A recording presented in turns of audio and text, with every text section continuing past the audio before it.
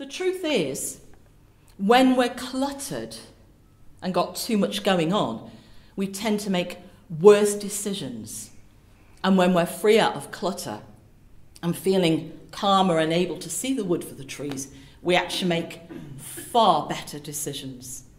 And so the point of what I'm saying today is when we start letting go of the old and being receptive to the new, we actually free our lives and help us see things in a much clearer, better way.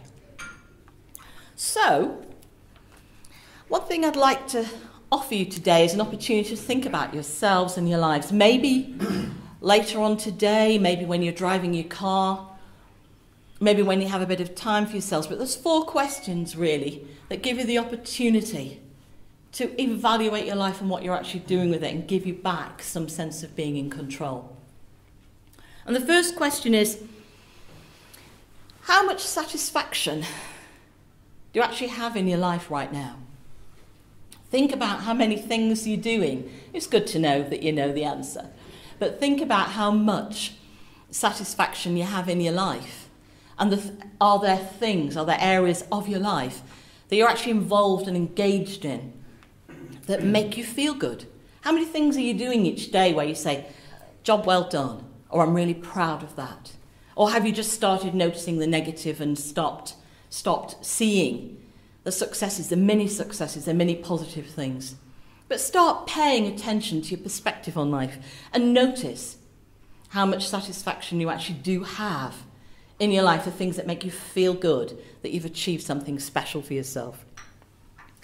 The second question is, do you have a good mix in your life of things that do make you feel good?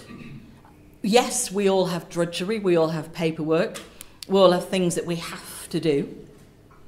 But making sure that in there is a reasonable mix of things that actually do make you feel good. That you've made that phone call that you were dreading doing and you can actually say, I feel good about that. But having a good mix of things that make you feel positive, that you've achieved, that you're on the right track. And that's important too. The third thing is, how much fun is there in your diary? Do you actually schedule me time for yourself, for that game of golf? Or an hour or so reading a book that you've been meaning to read for ages, or listening to music, or doing something, having a nice leisurely bath, perhaps with a glass of wine or a mug of hot chocolate or something. But having some me time in your diary and some fun in your diary is incredibly important. And it doesn't have to cost a lot of money. I know a lot of the radio work that I've been doing recently has been very much involved with how much money people are spending and how so many people are only about one paycheck away from being repossessed.